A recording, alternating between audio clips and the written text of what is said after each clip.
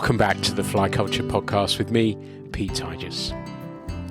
There's something about being in the mountains, the sound of the water, being in the trees, the fish, and the company as well.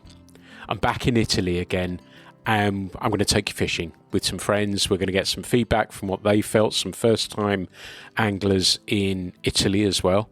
So we're going to share that with you. This is all unedited. It's exactly as it happened. So I hope you enjoy the Italian job with Fly Culture. When we arrived, it was dark. You could just about make out the mountains. You could just about make out Lake Garda. We got to the hotel. We ate meat. We drank wine. We drank beer. We went to bed pretty late. We got up early. We had coffee. And we're about to start. I'm back in Italy. I'm back in Italy with my friend Vito. Vito, great to see you. Where are we this time? So, first of all, for another time, benvenuti in Italia. So, welcome to Italy. Every time it feels like the first time, but it's definitely not the first time.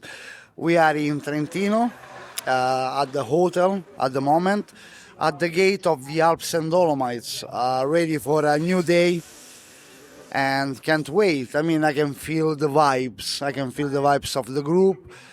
Flies has been sorted, and, there are sharing about, the preferred kind of water, preferred kind of fishing, and it's great for me to see everyone so excited.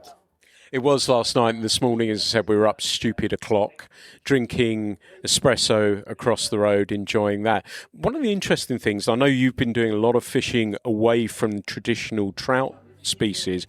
Wasn't it interesting that when we were talking about fishing last night, we weren't just talking about trout, grayling or salmon, we were talking about lots of other species as well. Are you detecting that because, you're doing a lot of stuff in other places for other species as well? And are you seeing a rise with anglers looking to catch other species? Look, first of all, I have to say that for me, fishing is great. And fishing is fishing. Then, as an angler, I'm always up to new things, new challenges, and I have to say that maybe in this period of my life as an angler and as a guide, I'm after predators. That's my stage, and I really think that a fishing method or a fish can give you some skill also for another kind of method. I don't know if it makes sense what I'm saying. Gives you idea and it opens your mind. For me, the problem is when you focus but you get stuck on just one method, you don't improve. There is always more interest about new kind of waters. We might discuss about the bass somewhere. I do a lot of sea bass. Saltwater fly fishing as well, which I can say that in Europe is growing, but is not our go-to method, fly fishing. So saltwater fly fishing is new in Europe, but we got a lot to do. That sounds fantastic. Well, we've got lots to talk about. We're just sitting watching. Apologies if you're hearing some background traffic, but we're sort of standing out the front of the hotel at the moment. The guides are explaining to the people in the party what's going to be happening today, where they're going. They've been split up into pairs. I'm going to be fishing with one of the pairs each day, so I'm really, really looking forward to that. We've got 3 new people along as well, Darren, Gavin and Mark as well. So I'm going to try and get an idea of what their initial thoughts of Trentino, these wonderful streams are like, and we're going to try and share them with you. Sometimes when I can't sleep, I close my eyes. I picture a river, perhaps a mountain, some boulders, the noise of it, the pockets. Fishing with my good friend Stefano Fedrizzi today, and I think I found heaven. This is a pretty cool stream, my friend. Yes, it's a pleasure to have you here again. It's a river that it's already a tradition because we fish it almost every time. And this year we found it in a different condition. Basically, we come out from last week, there was a lot of rain. And so there's a lot of water. But there's even a lot of water because they are working above on the dam system, and so they are releasing during the work all the natural flows of the river and the quantity of the water that the river have, and is good to see the river in this shape because it how should be, and that make us really happy to have the chance to fish it. Will be different the fishing, but see the energy of the water, how much more oxygen can have, and all that things is a fish the same stream, but is a new one. Yeah, it looks completely different to what I've seen before, so I'm excited about that. And is the plan to, I can see the flow, of course, coming down the river. Putting this in context, it's probably 35, 40 feet across. The main flow is coming down the centre of the river. What's the plan for fishing this? How are we going to be tackling this? The plan doesn't really change a bit the position of the fish, because the improve of the stream, of the quantity of the floats, force the fish to move from the hole that before maybe was calm and now it's white water. So the activity will be more at the side in the calm water, at the edge of the stream, because the stream now, the main stream is too fast.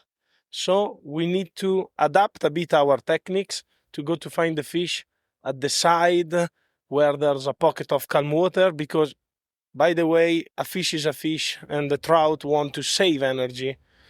And so they will be really in more calm areas. Looks a bit more like a spring condition more than a September one, when the fish is saving energy and try to get as much food as possible, staying at the side of the streams and in the calm pocket. And is it going to be dries or dry dropper? What are you thinking? I think that, like always, we can start with a dry dropper that give us even an idea of the real activity for improve during the day when we start to see some insect around only on the dry. That sounds perfect to me. This must be heaven. Steps away from the river for a little bit, because I think if I try to record something right now, I'd be drowned out.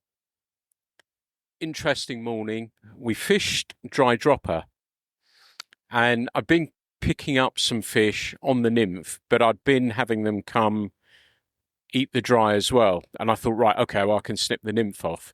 But the takes were not as aggressive when there was no nymph on there. Now, I don't know if that's something to do with either the nymph, as Stefano said, stimulating the fish to come have a look and then they decide to eat the dry, or if the nymph's actually anchoring the dry a little bit better. I don't know what the answer to that is, but it's been fun. It's been a lot of fun. You got to sort of, with these pocket waters, I sort of work relatively quick. I like to knock on the door and keep going, but you got to have your game about you, making sure you can get as much of a drag-free drift as possible. So I'm fishing 9.5 foot rod at the moment, keeping as much line off the water as I possibly can. There's trees that come down that you have to be aware of. There's trees the other side that you have to be aware of.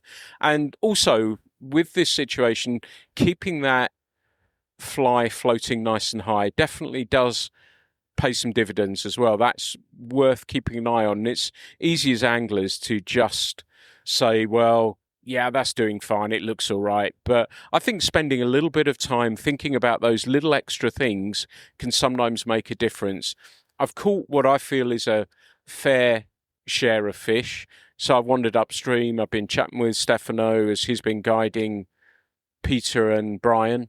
Then I watched Brian fish for a while, catch some fish, which was great. Watch him expertly pick a fish out of a pocket, which is just as pleasing as catching it yourself. And we all say this, don't we? Well, I don't mind, but I genuinely don't. It's just so nice to see people catching some fish, looking up and smiling. And Brian's he's into a fish while I'm recording this now. So yeah, he's just caught another fish. So he's doing fabulously well this morning. And this is a bit I have fished before.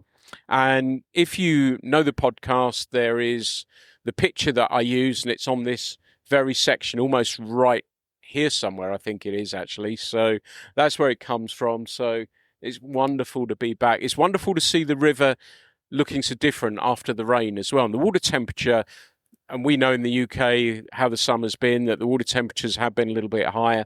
To feel the coolness of the water has been really nice in a completely different way. So I'm pleased I put some studs in my boots beforehand as well.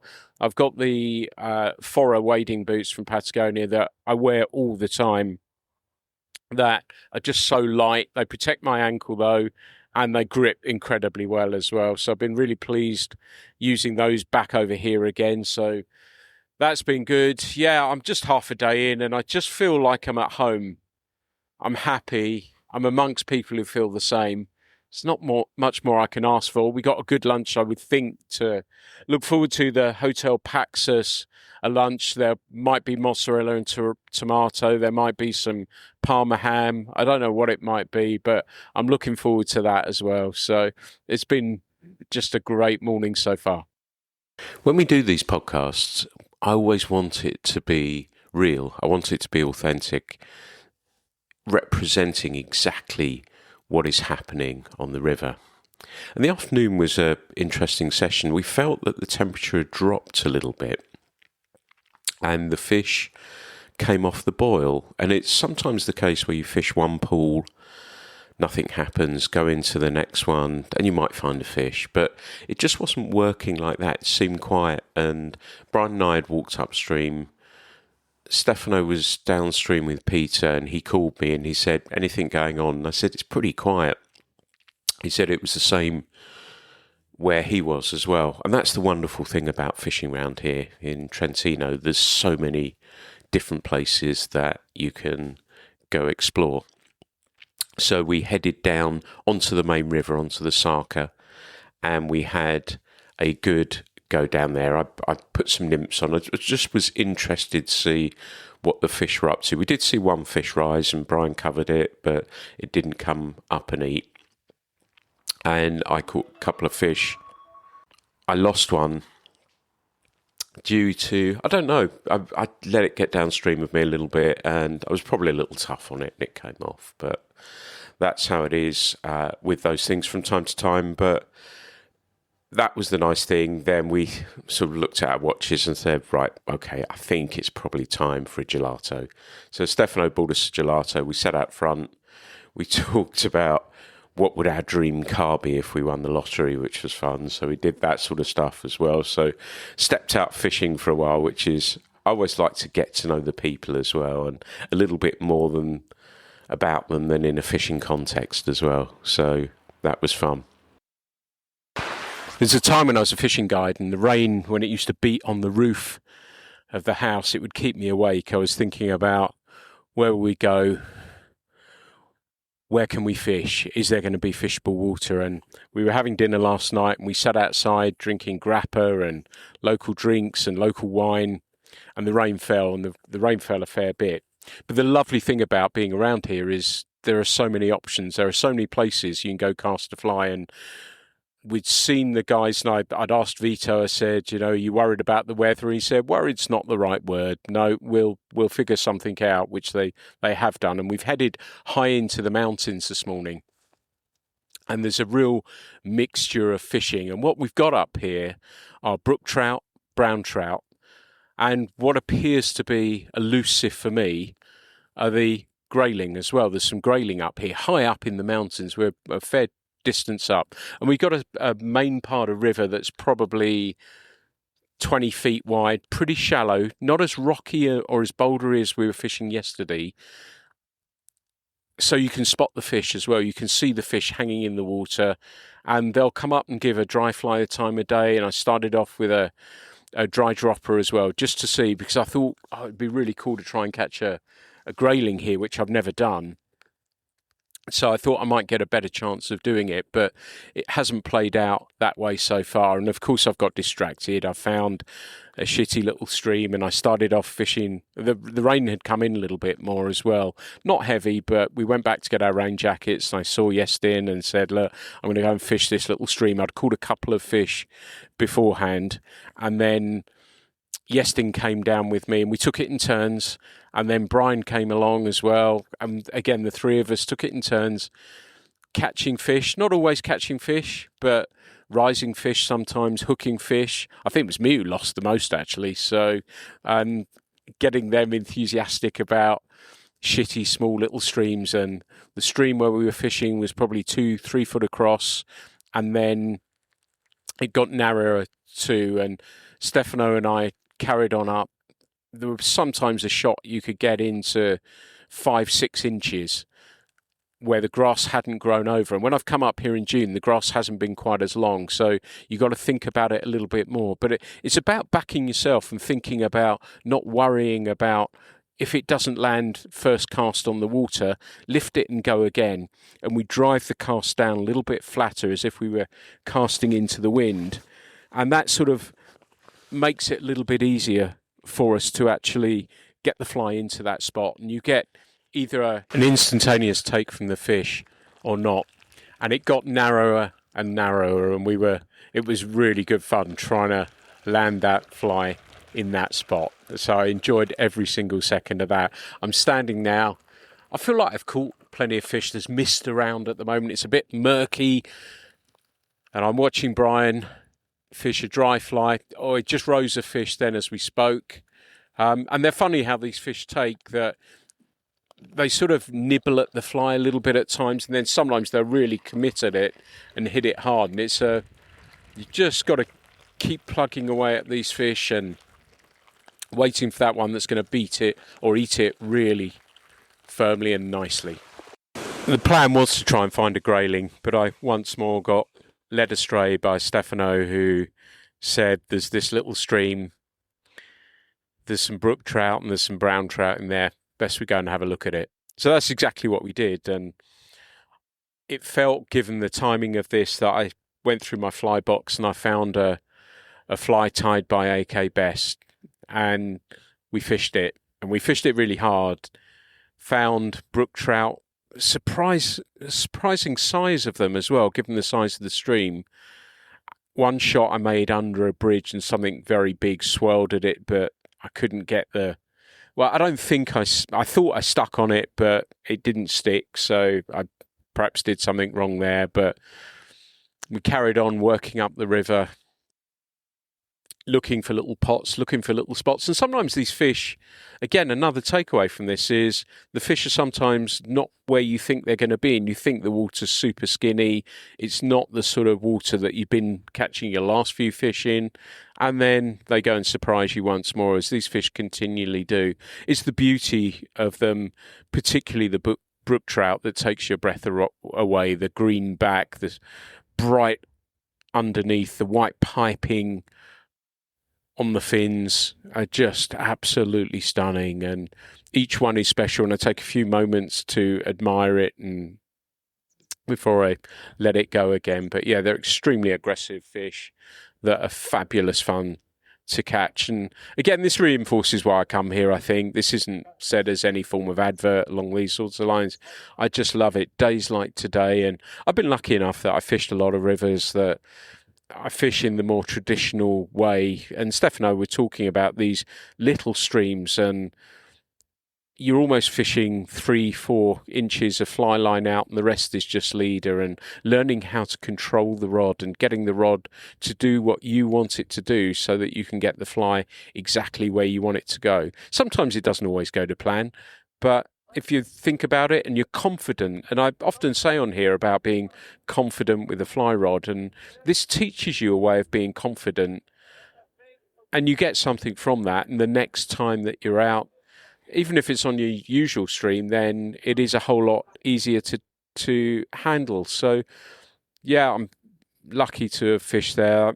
We've got another day tomorrow, and I'll be enjoying that equally as much. But today is exactly why I do this, and exactly why I love this place so much. And we're standing now. We're just waiting for Paolo at the moment. He's just on his way down. I can see his car in the distance. There's a huge waterfall that's probably dropping 300 feet. You probably won't be able to hear it, but there's a lake here that's probably 500 acres, and the waterfall's opposite me, and I can hear it clearly from here, the rumble. And Stefano was telling me that there's a zigzag path that takes you up this great high edge, almost steep front of a range, I guess, in some respects. And he said there's fishing above there. I don't know how easy I could make that walk these days. I'd give it a bloody good go just to see what's up there. Stefano, I just recorded a bit about the section of water that we fished. Fishing AK Best Fly as well was great fun. And I said this is why I love this so much, these little places that we go to. But we were having a great conversation, weren't we, about how it helps you improve your fishing as well, fishing these tight little spots. Yes, we was talking about how technique in some way is this kind of little stream is not the precision in the way you cast the tight loop and all that things, or the distance. It's short cast with accuracy. So use the rod and even the mistake in the movement to get the fly in the place where you want it. And then, of course, move slow and be discreet on the river, because the fish, as we have seen, you make a wrong step and you see 4 or 5 little fish that start run over and disturb all the other two. So it's important. I like it. I found that it really improve your technique and your attitude on the river. I don't know how to explain how you can move even in a bigger river after. It's really good as a things to learn. And we found a new area as well. We call them shitty little streams, not because they're shitty, just because they're hard and shitty to actually fish. And a lot of people would probably walk past them thinking they were shitty, but they're certainly not that, are they? Oh, that's unbelievable. It's a tradition, because now everything is becoming tradition after years of fishing with you and your groups, and it's amazing. Come on, it's little, it's narrow, is every 2 casts you risk to lose a fly in the grass or in a tree, and when you see the fish that is coming really gentle to take your fly is amazing. It's just amazing as a spot, and is a shitty little stream. And I guess we've fished a few of them over the years now, but I assume you've got a few more for me somewhere. We have always shitty little stream for you. Always. I've had a lovely day fishing with Brian yesterday and bumped into him on the river again today. And he came out with us last year. We were out here in June, and it's been slightly different from a weather perspective, yet we've visited similar sort of places that are familiar to us, yet have looked a little bit different, haven't they? Yeah, we certainly have. I mean, we've had some beautiful rain, we've had some beautiful sunshine, and we've had some beautiful fish. And the fishing's been great. We've just had to modify it a little bit for the weather conditions, but, you know, there's thousands of miles of fishing here, and, of course, I mean, the guide's brilliant, and they can take us where all the magic happens all the time, so there's nothing to worry about at all, is there really, Pete? And what is that comparable to the sort of fishing that you're doing at home? What do you find the big differences in what you do at home and how you've adapted here? Because I was watching you fish a pool and pulling fish out with ease yesterday and today as well. But is there anything you've needed or felt you've needed to modify your game for Trentino fishing? I mean, yeah, again, the rivers are very different to what we used to in my neck of the woods. But down in Devon, as you see on the Cherry Brook and on the Lynn where me and Robin were just last month, that was great pocket water. And yeah, I love it. Just climbing over rocks and boulders, dropping flies into little holes when you don't really expect to pull out a beautiful little fish. You know, it's just magical, really. It's good. And those brook trout are pretty fish, aren't they? Oh, they are absolutely stunning. Just the colours, yeah, and they fight, and they're fast, and they're furious. Just great. Aside from being a world-class guide, Paolo has been responsible for my most favourite TV moment of the year. And you may watch the Stanley Tucci programme that takes place across Italy, and he goes to all around the country trying food and experiences, and one of them in the latest series, I think it's on the Disney Channel at the moment, but it may appear on BBC Two at some stage, and I'm sure it's in the US too, but he came to Trentino and he fished with Paolo and Stefano, and the moment where he asked Paolo what fishing meant to him brought tears to my eyes. And Paolo said that fishing was his church, and when he's in a river, he can touch the sky. And it was a beautiful description of what fishing means to him, means to me, and probably to yourselves as well. And that must have been a strange experience, doing what you do, guiding people, but with TV cameras watching too. Yeah, it was something. I'm not used on this kind of thing. And you know me, I'm quite shy. I hate to talk even in a microphone. Just imagine me to be in front of a camera. But this thing come from my heart, as you understand, and it is what I like, what I like to say, what I feel. So it was definitely not staged, and that make me a little bit proud, that make you cry. It's not difficult these days, but when it comes to fishing as well, it was just one of those beautiful moments, and I messaged him immediately when I'd seen it. But we're sort of sitting, at the end of the day, we all get together and the guides come with us as well, and we talk about our day, and it's lovely sitting around waiting for people to come in and see the sort of day that they've had. But I've been hanging around with Paolo today, and you must be really pleased with how today's gone, because there's lots of smiling anglers, there's lots of fish being caught as well, so you must be a happy guide. Yeah, one more time, you know me since a while, and as you told me a couple of a couple of evening ago, you have been a guide, so you know what could be worry about the day after, or and probably even if I'm guiding since more than 10 years, I still worry a little bit too much about my customer, about the day, about the weather, and a lot of things that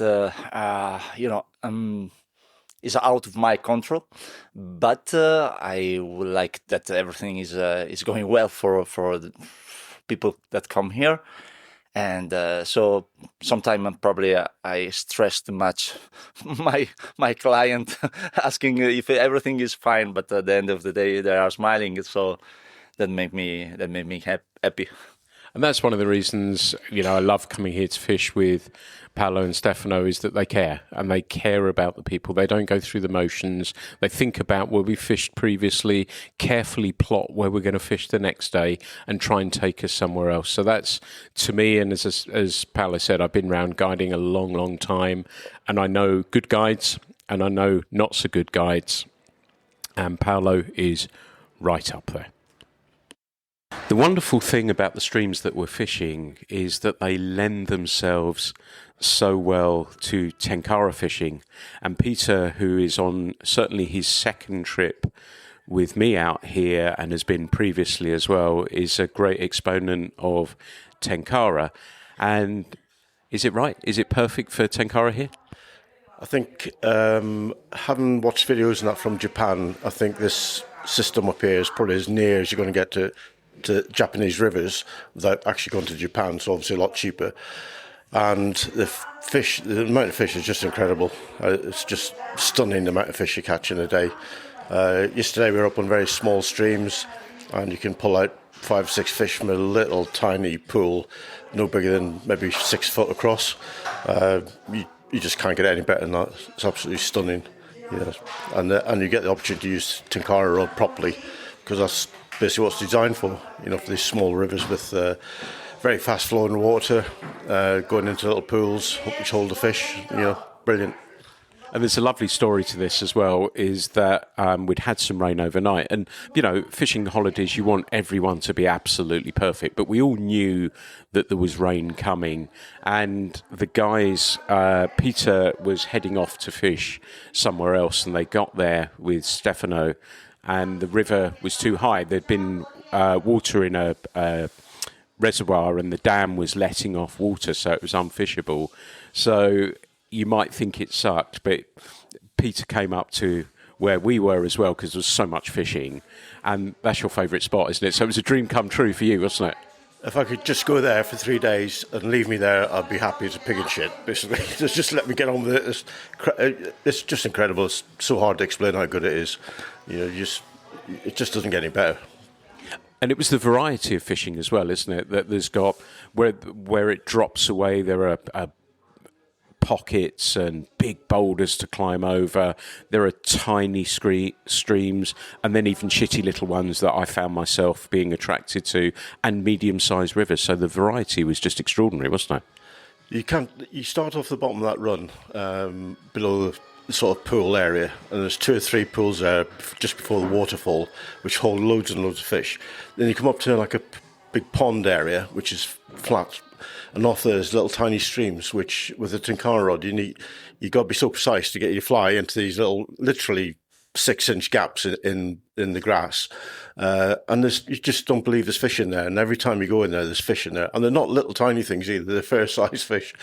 And then you go further up, and the river splits in 2 again. One side's a little bigger than the other, and the smaller side is really overgrown and goes on the massive boulders all the way up there, up to where the waterfall at the top end of the run is. Again, little pools, clambering over massive boulders. You struggle to get up some of them sometimes, but I love that. Just leave me there, I'm happy. And for you as well, Tenkara isn't just for holidays. You fish the Welsh Dee and the tributaries as well. And that's your preferred method of fishing, isn't it? I use Tenkara probably 90% of my fishing. I do have other rods which I use on like big D and stuff like that, but all the tributaries which I fish, I use Tenkara all the time. Very rarely will I use anything else. Sometimes in the winter when I'm fishing for grayling, I'll use another method, but 90% of the time it's Tenkara, yeah. And it's easy from a packing thing, from a holiday point of view as well. But it was interesting. I don't want to use the word fad, but Tenkara came burnt bright in a very quick time, and then sort of has either come back into fishing as a whole, or some people sort of, many people bought rods. No, I'm keen to know how many people are out there still doing it, because it would be wonderful if it is. But you're die hard with it, aren't you? Absolutely, yeah. I do, like I say, I do use other rods, but that's when I have to, and that's the only time I use it. I just love Tenkara. I love the simplicity of it. I love the tackle is so simple. It's it's basically a rod with a bit of string on the end, essentially, and a fly. It's all about the technique, and it's all about travelling light. I have a small bag, which you've seen every day I go fishing. That's the only bag I take. I don't take anything else. If it doesn't fit in that bag, I don't take it, and that's my idea of fishing. Like your style. Last day today, mate. Yeah, unfortunately, but there you go. So everything comes to an end at the time, but hopefully we'll have a good day. I'm sure we will, wherever we go. Just let's hope we catch loads of fish. One of the things about being in Italy is diving into the culture. And Yestin, who's on his 2nd year with us, has really done that. And tiramisu is one of his favourite things. And he's made tiramisu for breakfast a thing. And he was an outlier. He was on his own. He was the only person who'd have tiramisu for breakfast. But on the last morning, it's been nice for you to see Darren and Gavin have tiramisu as well. That must be a pleasing moment for you, isn't it? Well, after Brexit, Pete, I feel like we need to build relations with Europe in new ways, and tiramisu for breakfast is possibly one of life's great pleasures. So I'm very happy to be trailblazing on this one. And the guys seem to be following suit. They don't really get any choice watching me eat it every morning, but Tanya's cooking is also amazing. So it's not difficult to get people converted to the right side of the tracks on this one. And the trip so far for you, it was a bit wet yesterday, but we found some water and we found some fish, right? Yeah, I mean, the quality of the guides is the thing. an enormous downpour yesterday night. You look at the river and it's blown, and the guides have got 500k of water to go at, and having people that know where to go, where you can still find fish, good conditions, is incredible. And they've taken to a place that's heaven. Big meadow, fish everywhere. Really, really happy to take a fly. Plenty of shitty little streams for you as well, which is great. And we had a great day. I mean, it was really wet. Weather was a bit mucky, but the quality of the fishing's unbelievable here. I mean, beautiful fish, brookies, brownies, the terrain, the variety of water is incredible. It's an amazing destination. Yeah, it has been a lot of fun. And Yestin as well is a fabulous fly tyer, and I can't recommend his flies highly enough. And he very kindly tied me some, which I managed to catch some fish on yesterday as well. And that's been part of the fun as well, hasn't it? Tying flies ahead of a trip. Yeah, it is. I mean, I tie a lot of flies. I use it to switch off. Busy life, busy job. And the ability to switch off and get silence on something is really helpful. So fly tying, I love it. I keep saying it's one of the only things social media is really good for. So I tied up a box of flies for you and Brian before we left. I will say it's quite stressful watching people fish with your flies until they catch one, because you feel like a guide and like, oh my god, are they gonna work? But yeah, I mean, you get to tie up new patterns coming to new places. The patterns here tend to be a bit bigger, a bit fluffier, lots of foam. So hoppers, big daddies, Stefano, the guide's patterns, a coachman with a massive foam post on it. Fantastic patterns, but it just gives you a chance to do something a little bit different with tying rather than the normal nymphs, clinks and all that kind of stuff that you're using in the UK. And it's the last day today. I think we're going to a place we know well, and I think we're all going to be fishing together. And on the last day, Vito treats us for lunch, and the guides treat us for lunch, and we're all having lunch together on the. And it has transcended the fishing, hasn't it? And I was looking as everyone was talking last night over dinner, and on the first few days when people don't know each other, the thing they have in common is fishing.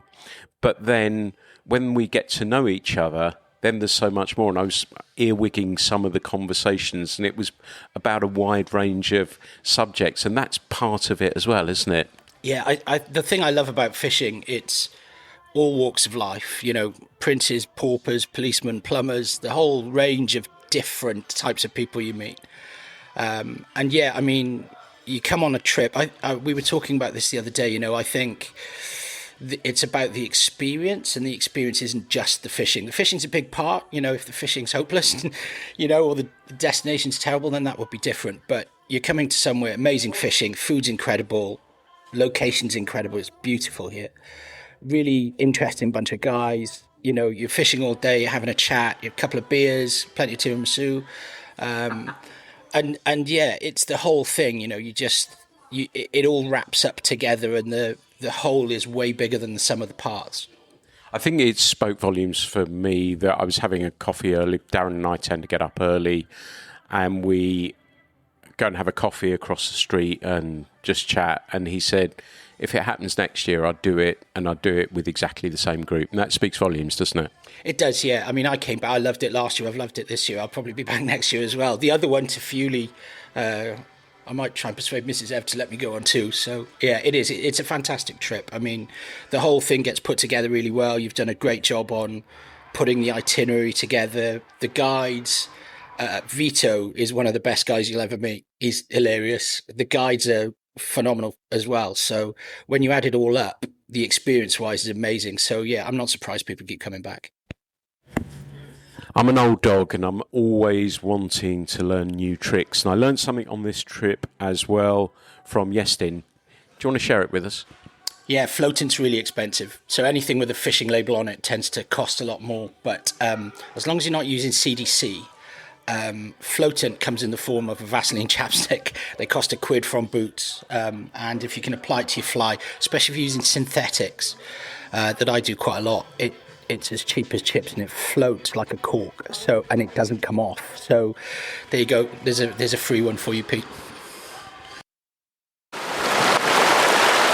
For our last day, we all got into 3 cars and headed to the same area.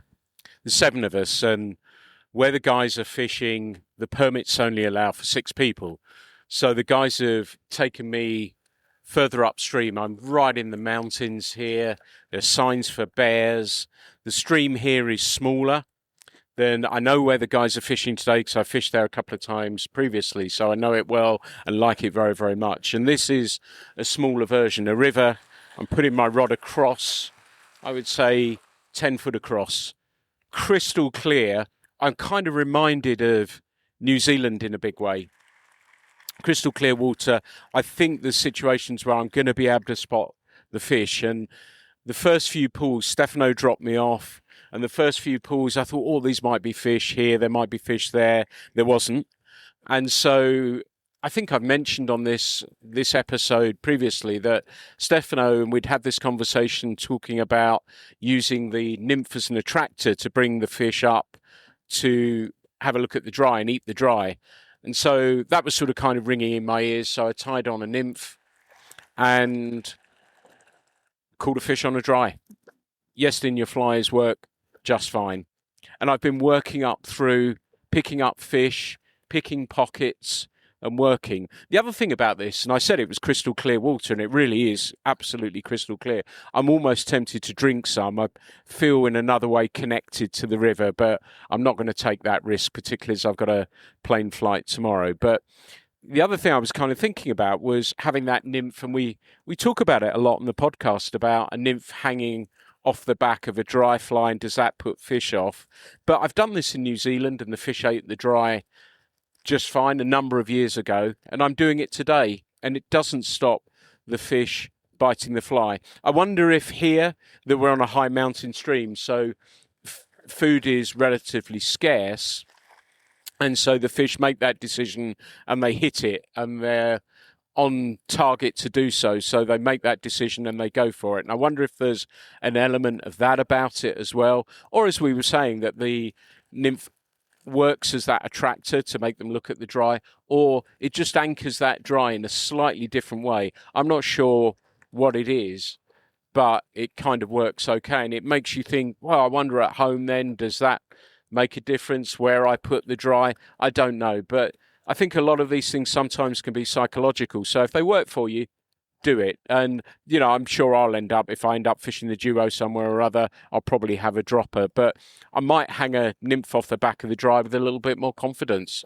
because it seems to be working in crystal clear water just fine. I've hopped on rocks, I've picked pockets. Every now and again I caught a fish, but not all the time. And that was the really nice thing about it. It kept me really keen, thinking about what I was doing, thinking about my focus and where I should be looking for fish. And I love these sorts of things because it hones in your watercraft, makes you think about how you're fishing rather than just chucking it out. I really enjoyed that, getting a good drift, thinking where fish could be. And of course, you get to see them as well from time to time. I'm sort of walking back now. Stefano's coming to pick me up. I'm just reflecting on it all, really, and how much I enjoyed it. And I think this afternoon, I've almost feel as though I've caught enough fish and I want to spend time with my friends now. And I've not had a chance to chat with Mark and Darren on the river. So I think that's probably going to be my focus this afternoon. It may be I don't even put my fishing vest on or carry my rod. I don't need to fish a whole lot more, and I can do it by standing next to my friends and watch them catch fish as well. It seems to be how I feel about fishing now, that it's not about the catching of the fish, it's about being there. But when I'm fishing, feeling I'm doing okay, doing the right thing, backing my hunches, making what I hope will be a good cast and putting it in the right spot. And I feel like I've done that this morning, and that's enough for me. And it's exceeded, as these trips always do. And I hope this doesn't sound like an advert. It's not really supposed to be, but it just, to me, encapsulates what fishing is actually about. It does extend beyond the fish in quite a big way. And if you're a regular listener to the podcast, you know that's what I talk about a lot, that it is about spending time with people. It's about what you see. I had the most beautiful butterfly land on my arm. And I just let it hang out there for a little bit before I thought, right, okay, well, I better fish this pool eventually. I saw a dipper come downstream. I'm walking along a mountain road here, happy as anything. I can't remember how. I'm probably going to be a little bit late, which is unusual for me, but it's because it's been so good. I've had such a good time that it has been one of those last cast syndrome. And I saw a fish rising against a rock, and I could have filmed it for you, but I didn't want to. It was between me and the fish and whether I might be able to catch it or not. That was the fun part. It's the end of the last day, and I'm standing, we've had a drink, I'm going to smoke a cigar, and I'm standing with my friend Gavin, and this has been his first trip out here, but I've known Gavin a long time, and I guided him, it must have been almost 12, 13 years ago, something like that, and continue to guide him on the tour, which I really, really enjoyed. I ran a trip out to Montana, and he came along on that as well. And I've been thrilled that he's been along on this one too. It's been great to have you along, Gavin. It's been some fun, hasn't it? It's been fantastic. It's been really good. Look at this beautiful scenery. It's just stunning here. And the rivers, you like those? Yeah, it's very different fishing to what we're used to on the tour, the way you taught me, but it's bouldery, it's small pocket water, but just phenomenal fishing. And we ended the day fishing together, and this old warhorse came out of a semi-retirement just to help a little bit, because Gavin loves to fish a dry fly. And we were put in a spot which was a little bit of a chasm. It wasn't very wide, and the pool was quite deep, so we had to go pretty heavy. But the fun of it was that we could see the fish as well, so we were spotting the fish, and you caught them. Yeah, no, it's brilliant. There's life in the old dog yet with it, you guiding. It was fun, very much a fun day. It was good to be back together with you, and it's been brilliant, this trip, just meeting up with old friends, meeting new friends, and being in spectacular scenery and just having a fantastic time. It's been great. It wouldn't have been the trip it was without you, mate. Great to have you along. I've been very lucky that I've been to fish in Montana a number of times, and I've taken people down on trips, and for me, traditions are really, really important. And when we were in Montana, Darren and I used to get up early. We were both early risers, and we go and meet for coffee, talk about life and fishing and perhaps what was to come. And he's come along on this trip for the first time. And I'd message him early in the morning, say, "You up?" And he'd reply quickly, "Yep." And we'd go to the coffee shop across the road, sit and have a coffee, talk about life, and it's been really, really good fun. Mate, I've really enjoyed those moments, and it's been wonderful to catch up with you. Darren's been on the podcast before as well, so you might be able to find that somewhere. It's a lovely, refreshing story of somebody who stays clear of social media and, do you know what, still enjoys his life as well as a result of not being in it. But Darren, it's been great. I've enjoyed those moments to start the day. It's kind of cool, isn't it? It's been absolutely fantastic, Pete. I mean, you mentioned one aspect of this, which is you and me kind of getting together early morning, having a espresso and a cappuccino, catching up, talking about yesterday, talking about what we're doing today. But, this has just been the most phenomenal trip. I just love everything about this. We're in Italy, which is a country I love. I love the people here. They're so friendly. They want you to have a good time. The guides have been amazing. The food, we're in a great hotel. The food's been fantastic. We're all having a couple of beers and a glass of wine now, which is great. The scenery in this part of the world it's incredible, isn't it? It is just the most beautiful part of the world. We're driving up today through the mountains. There's glaciers at the top of the mountains and snow-capped tops to the mountains, and then we're fishing these beautiful streams that are crystal clear, marble trout, brown trout, brook trout. You catch a few. What honestly, and catching up with you, people I've fished with before, but people I've not fished with before as well, making new friends.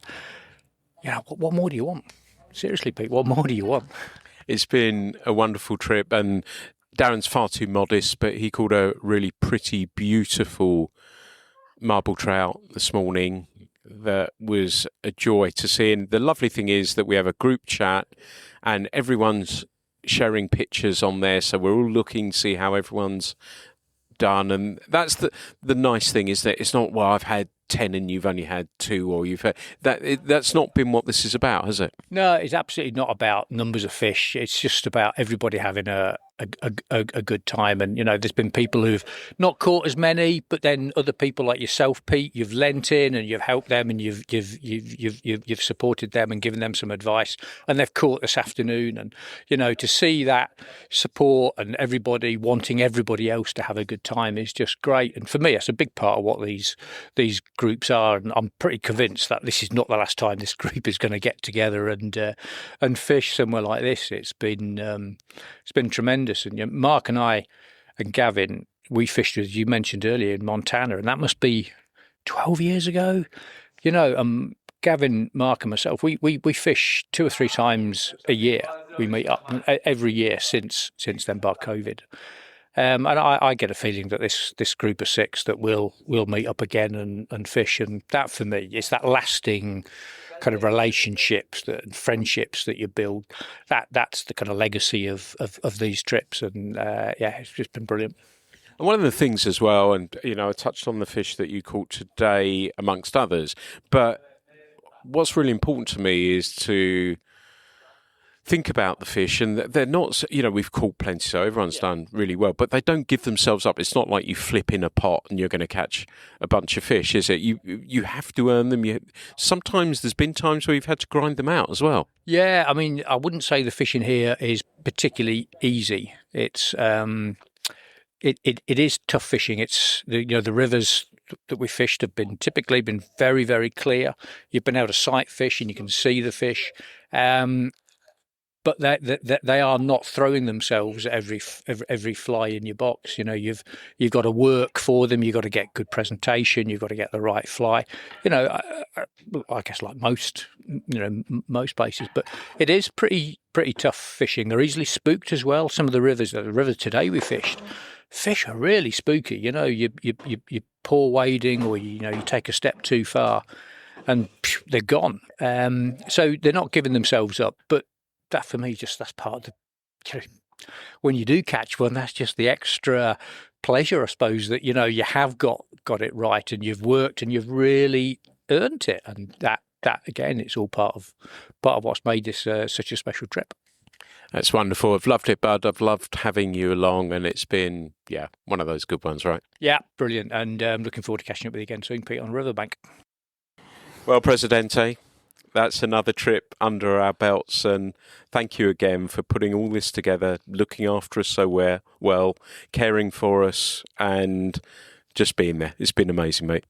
It's been amazing also for me, and I always say it, this group, the fly culture philosophy is so great, and we really are on the same page, let's say, because you really understand the essence of it.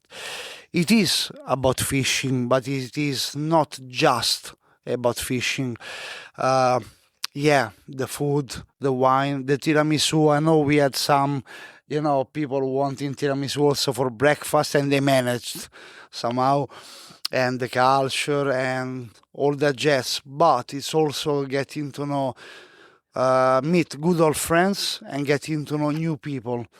And what makes me so happy, I always say it, on the technical way and on the emotional way, is when someone coming on one of our trip comes back home and takes something with him.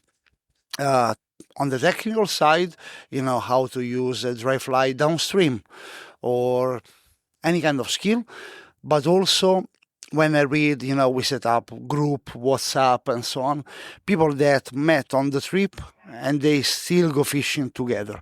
This is, the best success I can ever have. Yeah, it's been a wonderful one, and I've been speaking to people this evening, and everyone's so happy, and that's another one, which is wonderful. And I need to shout out for Vito, because he is one of the good people in fishing, straight down the line. Make sure you look at Italy on the Fly, because he's doing a lot of good stuff, and there's lots more stuff coming. So you need to have a look out for him. Support people like Vito. They're good people and they need our support, and he cares about it. You know, he comes down here and looks after us all, and it is a long drive for him, but he doesn't mind doing that. He's really happy to do that and sits with us for dinner as well, and it's just a wonderful trip. So I'm so happy, and it's this podcast that I met him on, and you know, we're a number of years into this, and I'm just going to keep coming because I love it. And you know, if you want to come along with us, then drop me a message and let's see what we can do. And we'll be running these trips next year. So if you want to be part of this, and as many people have said on here, and I've not asked them to say anything, it is just how they felt. And that's, I think, why I enjoy these trips so much, that everyone gets it. And Vito's just said that as well, that it's about the friendship and, of course, some fishing as well. But Vito, thank you again so much. How do people find you? So thank you so much. I know that will cost me a tiramisu, but you know, that's worth it. So for all our destination, www.italyonthefly.com, and me personally on the social, on Instagram is Fishing with Vito, for what I do and what I share. That's where you'll find me. Go search him out, go follow him, and you'll see what he's up to. But yeah, let's support the good guys out there. So that's a wrap on another Italian job trip. It's been unedited, it's been as it's happened, there's some thoughts, there's some views. I hope you've enjoyed them. I've just tried to keep it as honest as I possibly could, and like I say, we never have retakes on this, it's just exactly as it happens. So I hope you've enjoyed this edition of the Fly Culture podcast. Of course, there's going to be plenty coming very, very soon. Thanks so much for listening. The Fly Culture podcast is brought to you in association with Fly Culture, a quarterly published magazine owned and run by fly anglers. When it comes to fly fishing, we've got you covered.